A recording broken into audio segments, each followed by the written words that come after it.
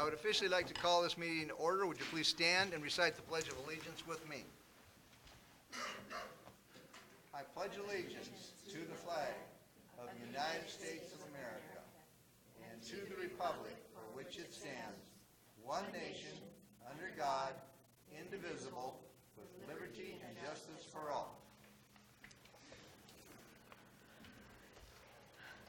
Thank you very much for coming out.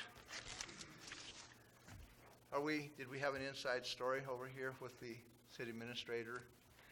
Inside story. Nothing good, okay. I was just wondering, something was going on over there, I just wanted to know what it was. But anyway, here we are.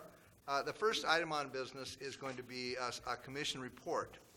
And so I guess this is actually going to be presented by Steve, how do you say your last name? Avila? Yes. Steve Avila. And so Steve's going to come up and talk to us and give us a report. So why don't you come on up?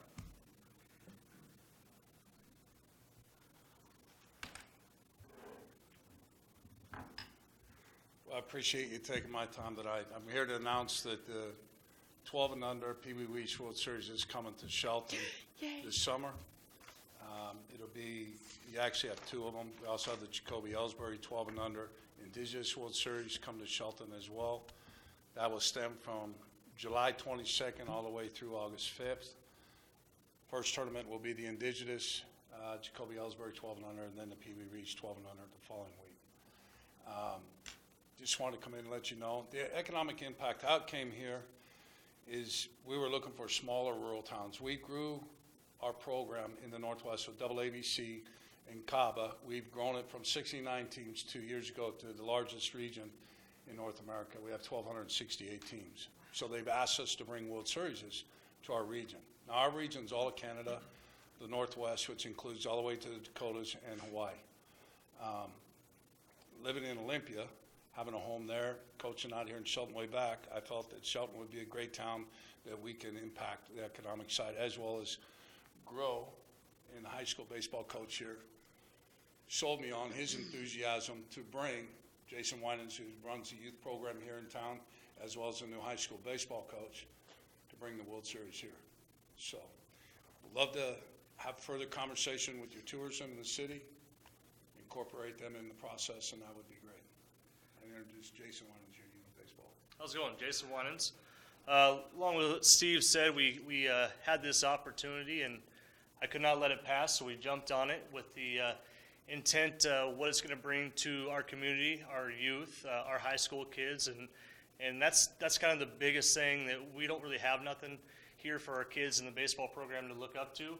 They want to go somewhere, they got to go travel across the United States to all these World Series tournaments and everything else. So we have the opportunity to bring it into Shelton. Why not? So Steve presented this to me, and we had a long talk about it, and we think that we can make it work. And just the impact alone that it's going to have on our youth. Already our 12-year-old kids are so excited that they get to play in a World Series, being the host team. We get an automatic bid for that World Series.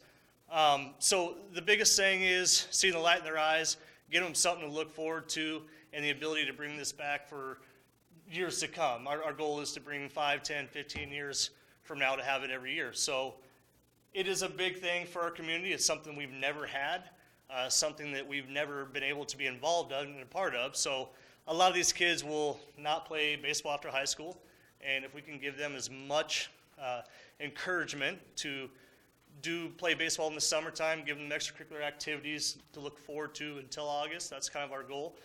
So the biggest thing is we're trying to get your guys' support and involvement with us and bring this amazing tournament to Shelton. And like Steve said, with the economic impact, it's going to be amazing. But for me, it's all about the kids and what they're going to experience out of it. Jacoby Ellsbury plays for the New York Yankees, and for them to have the chance to possibly meet him is amazing in its own. So it's got a lot of support in our baseball community and with our youth and our parents and the high school. And again, want to talk to you guys just to get you guys informed and get you in the know and look forward to what the future holds. Great. Well, you're on agenda, so I don't want you to sit down quite yet. I just want you to be Yes, here. sir. You have more than the 3 minutes because you arranged to be here and we got you on the agenda. And so I would say if our fellow commissioners, if they have anything, input or questions, I have some, or Absolutely. encouragements or whatever we could do. You have any input I on do. this? Yes. Okay. I do. Let's share. Go. Okay. You want to go first? Okay. You always go first. Yeah, Okay, I that's right. always go first. That's That's right. the rule around here, evidently. First of all, I want to say I am so excited by this potential. I'm so excited about this. I think this is excellent for our community. My concern is that this is February, and you said it's in July. Yes. And how many people are we thinking will be coming into our community for this? Over 2,000 people for Okay. the whole week. And then the Okay. front week with the Indigenous Jacoby Ellsbury tournament, lesser, probably more closer to 500. But there's 24 teams committed to coming to Shelton from across the country in North America. So they have travel funds they get from the AABC to come to the tournament. So we have 8 regions around North America. Those teams come. California will send multiple teams. So there's probably 20 teams that will come from outside the area here into the community. So, of course, we have somewhat limited resources. So what are you expecting that we can do to help you make this a success? It's a bid process that Jason committed to with AABC to bring the World Series to town, and then they cover all the expenses out of that bid process, which is travel for those teams that are coming in, baseballs, umpires, typical things to run a tournament. And they got the bid at $150,000. So Jason's group is committed to raise X amount of dollars. It'd be great to have a partnership with the city, $50,000, whatever, and the county too. And I'm not sure everybody's had. I usually don't get this involved, but the fact that I have a home in Olympia and been here, I'm hands-on here in Shelton. My commitment's to keep it here in Shelton long-term. Well, I don't know about that, but I think that we can, maybe there are other ways we can help Correct. promote and help make it smoother and work with you on that. And I especially like the long-term possibilities and something we can build toward. Excuse me, I'm sorry, I didn't mean to interrupt you. Oh, that's okay. I'm more than willing to commit to come down and talk to the corporate sponsors. We already have the corporate sponsorship for the Jacoby Ellsbury Indigenous World Series. That's nationally. I mean, we're talking with ESPN, Major League Baseball, USA Today, Baseball America. That's a big thing for Major League Baseball to get the Indigenous boys playing. And the fact that we're bringing it here to Shelton will help create some notoriety, and hopefully the mayor will get his arm in shape and he can throw out the first pitch in both of these things. I'd love to do that. Both of these tournaments. The Pee Wee Reese tournament is open to everybody throughout the world. And it's a tournament that from this year, the international side will come from Canada, as well as throughout the country. So that's where we need some help. Both tournaments were $150 each, and we already did, and I worked with it on the corporate sponsorship, and so AABC and Jason, to get that 150s already in place. Now, we'd like to get involved, the local community, met with Guy Miller, and I met, people around the Native American communities here to make sure we got a host team of players. But we're also, for this tournament, I'm willing to come back down in town and around the community. And we're also looking at outside national corporate sponsors for this tournament as well. We've been talking with Nike and Under Armour, and they're trying to get involved as well. But like I said, this was a bid process of $150,000, and I was assured that we can make it happen one way or another, and we're bound to do that. But again, we need the city and the county is going to reap all the benefits besides the youth from it, from the economic impact. So we're looking for any kind of help that we can get from the city, the county, to offset that our youth organization is raising a portion of it as well. So we've got some stakes in the game as well. So anything will help. Okay, great. Kathy, I think he doesn't think girls can throw. I can't throw a baseball, and I'm married to a baseball umpire. That's really sad. But I can't throw Darren will shorten it up. attest that I can't throw a baseball. We can shorten up the distance, yeah. I'm really excited. My husband's been umpiring baseball for 20-plus years, and when I told him this was going to be spoken about tonight, he goes, "That's really cool." So he doesn't get real excited about stuff. But anyway, this is going to be just the best thing for our community. Shelton, Union, Hoodsport, Olympia, Tacoma, you know, it's going to be a group effort trying to get everybody housed and fed and everything. So I'm excited. Yeah. My comments are along the lines of communication. And starting as soon as possible, letting our staff and our city kind of know how this works. I mean, we've never done this before.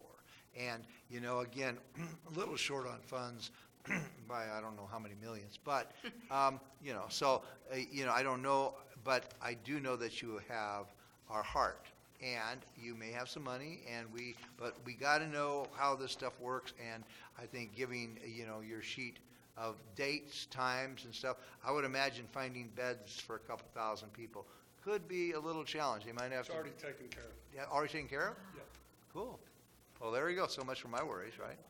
Okay, well, I think being in communication with us and the county, I'm sure, and seeing how we can work together to make this a wonderful experience. So, best I can say. Yeah, we have transportation taken care of, housing is in place, and I think it'll help bringing these tournaments here and then continue to grow sports tourism in the community will help bring more hotels. There's definitely a need for hotels in the city here. Yeah. The casino was one of the first ones we asked, and they're already full. Oh, yeah.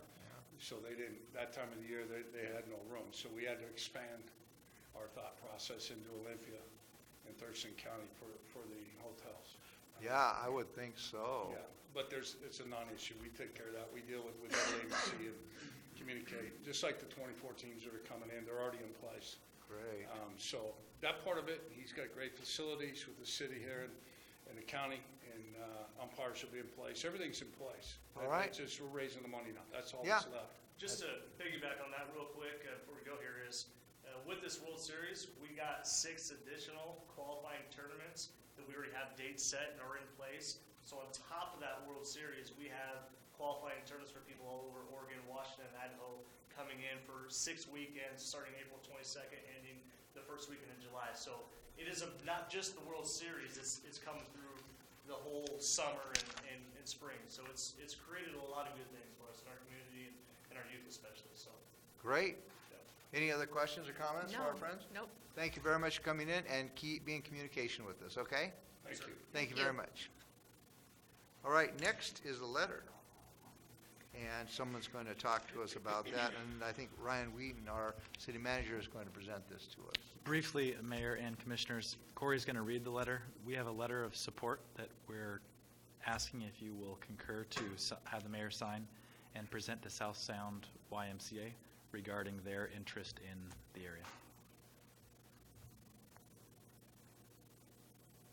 Yeah, you want to go ahead and read that, Corey? Thank you. Dear Mr. Kronk, we are thrilled to hear that the South Sound YMCA is interested in exploring the feasibility of South Mason County YMCA facility. We have been active observers of the SHARC group's progress over the last 18 months, and we're particularly encouraged by the results of the public opinion survey conducted by Strategic Research Associates in the late summer of 2015, which showed that what we already knew to be true. The citizens of South Mason County would wholeheartedly support a community recreation facility in Shelton.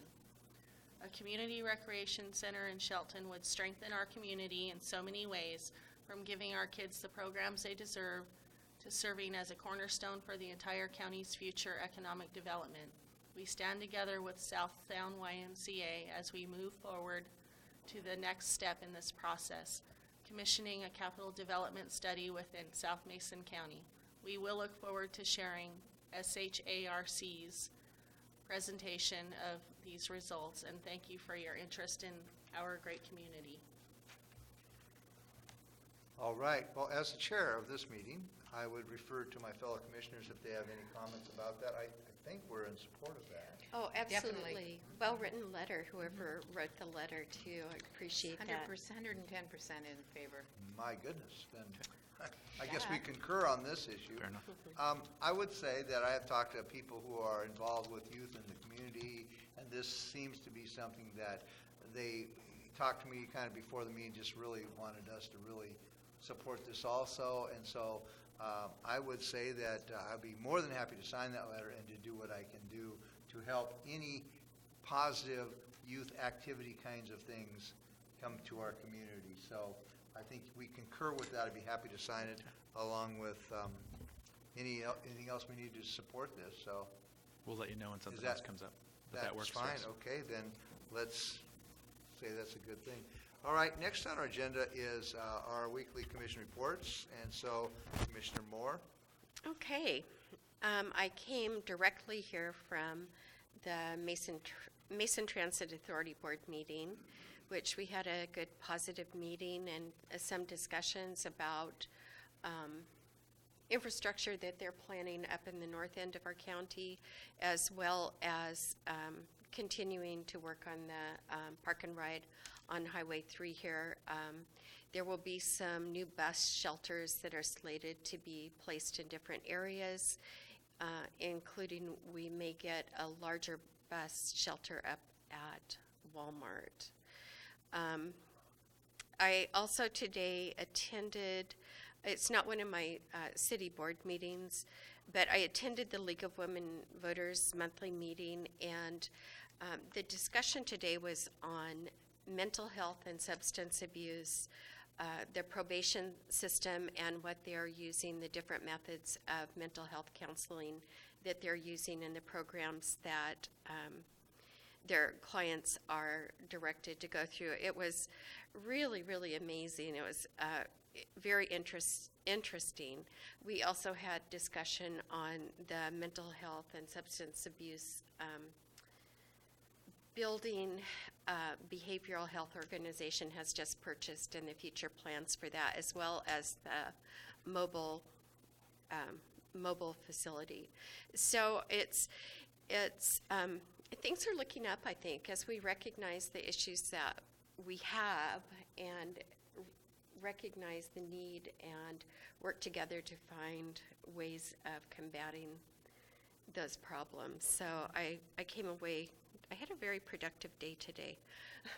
And as far as the rest of the week, I don't have anything on my schedule. So, All right, good week. thank you very much, Commissioner McDowell. I was at my CareNet board meeting before I came here tonight, and my briefing with Ryan on Thursday, and that's my week. Quiet week. All right. Well, I do have a meeting tomorrow morning with other community entities, with the EDC, Economic Development Council, to talk about the future of Shelton Hills and obstacles or things that we all need to figure out how we can overcome those to help that project move forward. And so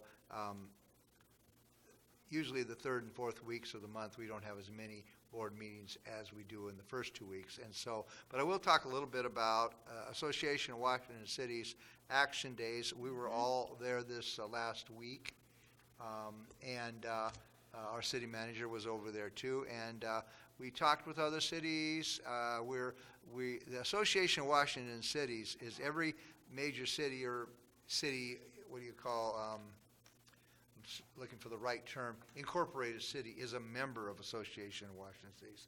And it's a way that we can kind of lobby our effects together to present the needs of cities to the legislators over there who are, making policies and laws and whatnot that we have to operate on.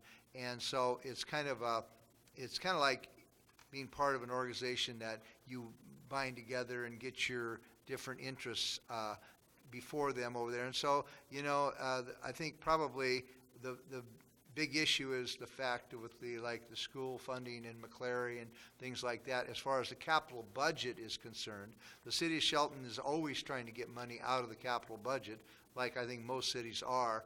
And so we were talking to our legislators about that. We have agreed to move forward on our last major basin project, which is Basin 3, over here in this area of town.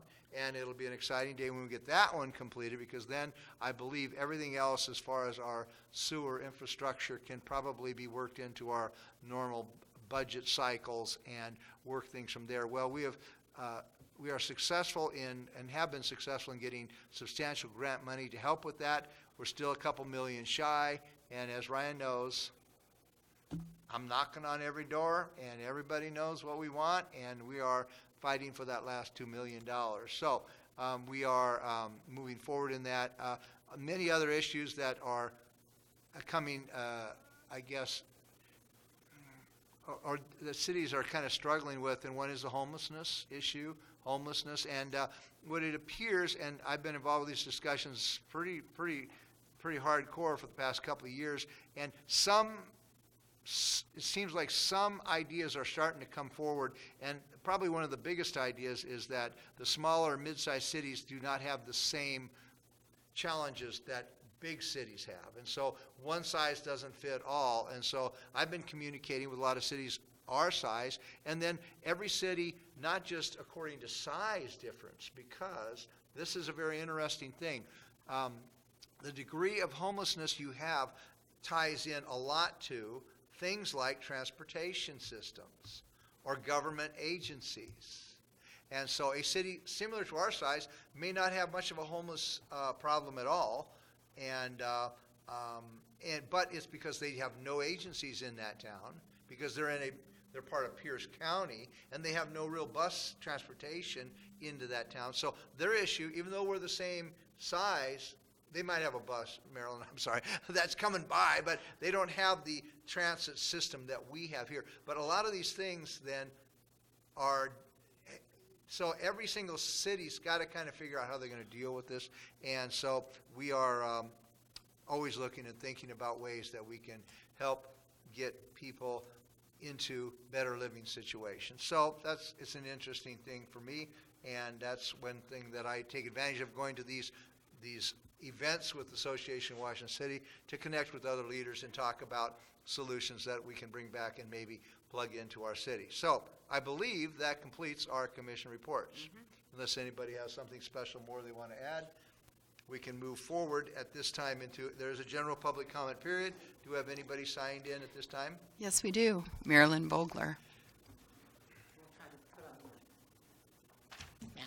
Marilyn Vogler, 420 East Poplar. While I spoke against privatizing our garbage collection, I accept the decision the Commission has made, and I'm here to ask that you work out the details of the contract as well as the controlling ordinance to benefit as much as possible Shelton's ratepayers. First, I urge you to see that Shelton customers have the same option that county customers with Mason County Garbage has with regard to the frequency of pickup. Mason County customers can choose to have garbage picked up weekly, every other week, monthly, or what they call a when-out service, which means you put out your garbage bin when it needs to be emptied, and they charge you per empty. Everyone still pays for recycling biweekly, and since customers pay for recycling biweekly, being able to choose less frequent garbage pickup at lower rates will potentially encourage recycling by lowering rates for households that recycle conscientiously. Choice in pickup frequency also offers options for smaller households that generate little garbage, so they're not paying for services they don't need.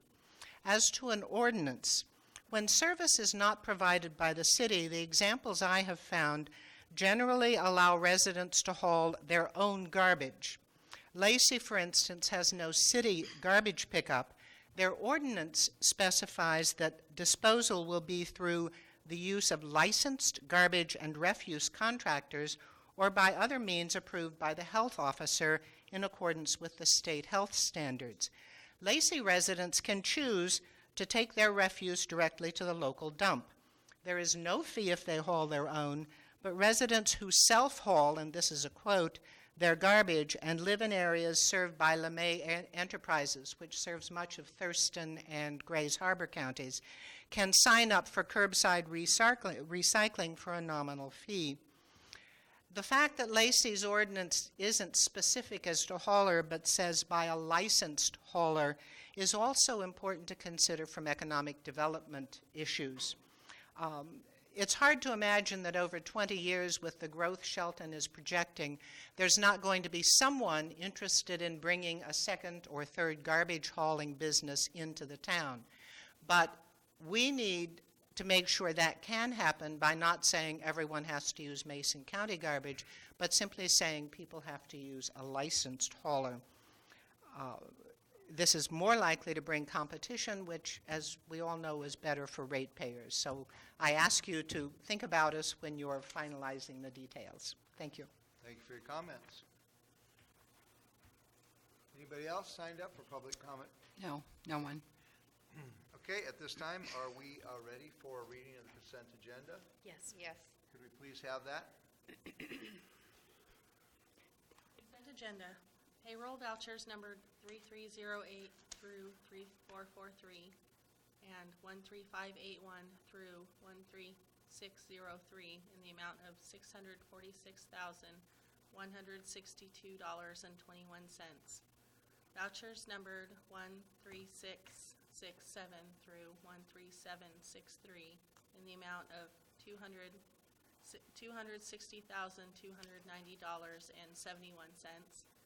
Voucher numbered 13662 in the amount of $5,377.31. Are we ready? Is there I'll a do motion it. to approve the consent agenda? I move that we approve the consent agenda as read. I will second that. There's a motion and a second to approve the consent agenda. All those in favor, any further discussion? All those in favor signify by saying aye. Aye. Opposed? The agenda passes. Sorry, my mind, I was reading something, and then it was my turn to speak, and of course I made a mistake, but we'll not dwell on that. There is no action agenda this week, but there is a couple of items under our business agenda, and so at this time I'd like to turn this over to Craig Gregory for a report from our Public Works Department. Thank you, Mayor, Commissioners. Tonight, bringing forward, a few months ago, we passed an interlocal agreement with Mason County to do further treatment of their digested sludge. We have just a slight modification. Originally, we were told by Mason County that they would be bringing us nothing less than 1.5% suspended solids. It has shown over the last couple months that they cannot meet that, and they are below the 1.5. So we had to modify that just slightly to mirror the contract that we have with AAA that charges them a per gallon charge instead of a dried ton. And the difference with that is in your packet, it's in bold and in red.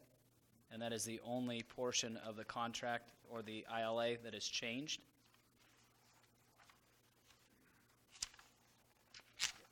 And what that does is ends up changing, on average, they are bringing about 3,500 gallons per load.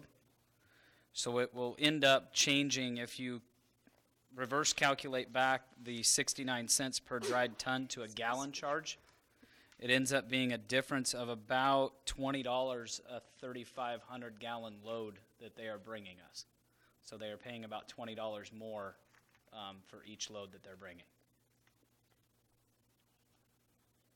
This is just kind of a matter of housekeeping, something that, slight change in the way we just have to make sure it's inserted in the contract. Is that what you're saying? That is correct. Yeah. And this has been, I apologize that we do not have a signed copy from Mason County. It is in the mail, but it has already been through their commission, and they have already signed off on it. So we should be receiving that in the next day or two. Any questions or comments for Craig Gregory? I don't have any questions. Thank you. Nope. We've been talking about this for a while. Thank you very much for bringing Thank this you. forward. And I would like for the record to say that we concur. The commission commerce, and we want to place this on our action agenda for February 27, 2017.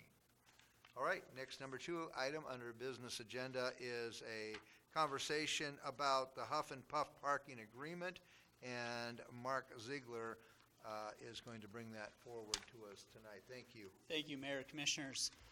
For quite some time now, the city and the Shelton School District have been seeking solutions to improve the safety of the parking lot area adjacent to the Huff and Puff Trail.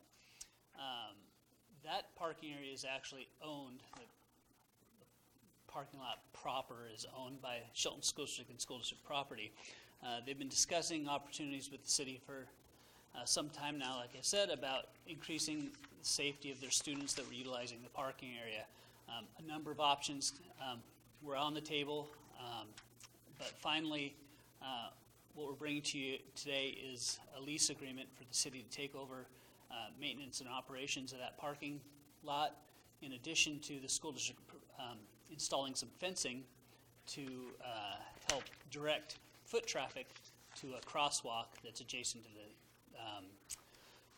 entrance to I guess the southern portion of the school district parking lot. One of the problems that we were having was the students were using the parking lot during school hours because it was free. They didn't have to pay for it. The school district didn't have the means to properly watch over the parking area, advise the students not to park there. And when those students left the parking lot in their cars, they just crossed Spring Road wherever they felt like it. Usually it wasn't in a crosswalk. Sometimes it's during areas of low visibility, early in the morning before school starts, maybe in the evening, things like that. It's a busy, heavily trafficked road. So with the addition of the fence, it directs foot traffic to the crosswalk. And the lease with the city allows our police department to manage that parking with signage. So we can designate the parking as, say, 2-hour limit, or something that meets the needs of the public that utilizes that facility, helps direct student parking over to the parking lot where it's going to be safer, where it's better managed by the school district. And then we can also provide parking for the participants that utilize that facility for the Huff and Puff Trail and the disc golf course, Shelton Springs Disc Golf Course up there. Myself, I've received many complaints over the years, or last couple of years, about lack of parking during school hours up there at the trail for the general public use. This isn't too much of a break from normal practice. The city has maintained that parking lot over the last, as long as I can remember really, by grading it and smoothing it out. It's a gravel parking lot. We have the equipment to do it. The school district didn't.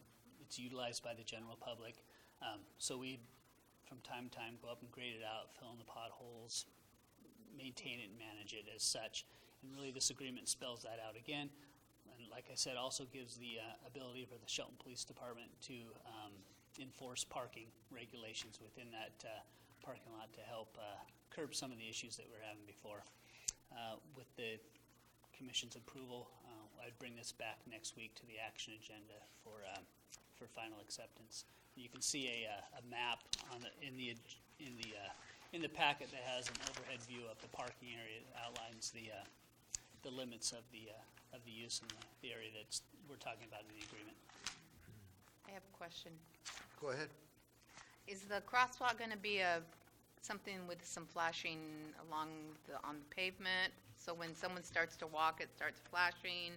Or what is it, just going to be white strips? It's painted at this point. Is there It is updated? one of our top locations for the MTA Okay. rapid flashers that they want to install. So that would be there on that crosswalk? Yes, eventually. Okay. And then the lease, is that going to be a financial lease or just a written, just a use Correct, yeah. lease? There's no Use- money. Okay, no money. No Yep, money. Exactly right. Okay. There's no financial consideration. Go ahead.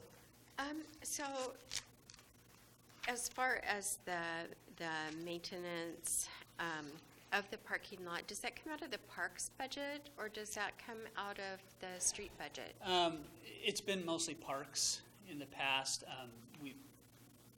we pay for, if there's gravel or the equipment operator time up there, it's been charged to the Parks Department in the past. And do we have a minimum standard that we maintain that parking lot too? Not necessarily anything in writing. It's essentially, one problem is it's a gravel parking lot up to a paved street. So we want to make sure that the gravel doesn't start undermining the pavement and then eroding that pavement and creating more of a maintenance issue. So that's one factor. The other factor is just as the potholes grow and increase, is just getting there, cutting them down, help maintaining a smooth and safe surface in there. It is a gravel lot. It's never going to be perfect, obviously, but we try to keep it to a minimum at best. How are you going to keep the kids from parking in there? We'll sign it.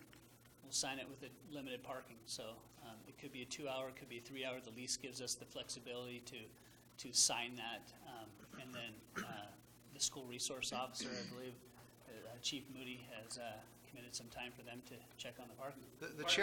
The chair recognizes that Chief Moody can come and speak to this issue at this time. Having been one that just completed a full day of Robert's Rules and Orders, I wanted to get at least an attempt to do a professional comment in here. So, Chief Moody, the chair recognizes your authority in this situation. Thank you. The school partnership has been great. The schools already have signage out since the beginning of the school year that says no student parking. And so the school resource officer and the school staff, they've already enforced that. Without writing citations, without writing tickets to the kids, it was just a matter of education of students are no longer allowed to park there during school hours. So it's more of a school policy than necessarily a city law at this time. Pretty much, it appears that what we're doing with the lease is just kind of solidifying what we've already been doing in the past, kind of. And a question, so the Huff and Puff property, does this belongs to the city? The parking lot belongs to the school district. The trail itself is city property. That's right. So basically, for common reference, the tree line, where the tree line starts, where the trail is located, is city property. Right. The gravel parking lot area out to Spring Road would be school district property. And this has been kind of budgeted through the parks and whatnot, and I don't imagine it's huge, but, my mind says, when you're providing a wonderful service and opportunity, that maybe a little, a donation box at the head of the trail to take part in the activities out there or something, so we can get a little money back, on the, and I don't know what will happen when we do that, and then people will break into it and steal the money, and then we'll have to spend more for police time to go chase the people that took the $5 out of the box. But has there ever been a thought about economics with that experience? We continue to fund our operations through the formation of the Metropolitan Park District, although the financing there has been eroded the last few years. Yeah. We did receive a generous contribution through the Rublin family a number of years ago for maintenance at the Huff and Puff Trail. So we have used that in the past to provide the porta potty access, new wood chips on the trail and things like that, some of the staff time needed to maintain that. So there is the ability to offset some of the costs up at that trail through that bequest. Great. Any other questions? Yeah. So I'm back on the parking lot, and I know in a perfect world we would have stormwater improvements, we would have a state-of-the-art parking lot there. Is there any plan at all to get our parking lot up there into compliance with our city standards? I'm seeing some blank looks on that, but I'm wondering if this would be an opportunity to partner with the Mason Conservation for maybe a grant for a pervious surface parking up there, if that would cut down long-term on the maintenance issues. We haven't had that discussion with the school district. I think that's another discussion to have with them about long-term use of that property. I think at this point, it's a temporary parking lot utilized for those services. I think if the school district needed use of that property under the terms of the agreement, they would have the ability to terminate this lease. Yeah. So we'd certainly, if we're talking about long-term improvements in that facility would be another discussion to have with the school district and see if, if it meets their long-term needs as well. Well, and I guess you can't get much more pervious than gravel streets, but, just thinking about it. There you go. Any other questions or comments? It appears we concur to take this item and place this on the action agenda for February 27, 2017. Thank you. All right, any administration reports at this time? One update, last week, the jail contract that you three signed a few weeks ago was signed by the sheriff, and today it was approved by the county, so the jail contract is now done. Good job. Thank you very much. Any administration final touches? Two, we're going to have another biosolids agreement brought forward for your review with the city of McCleary. And then in addition to that, we are also going to bring forward a letter regarding a potential alley vacation that we'd like you to take a look at and give us your feedback on. I didn't know alleys needed to take vacation. Some do. Some do. All right. And does that complete our administration final touches? Thank you very much. Our next meeting will be on a Monday, I believe, February 27th, 2017, at 2 p.m. in the afternoon. This meeting is adjourned.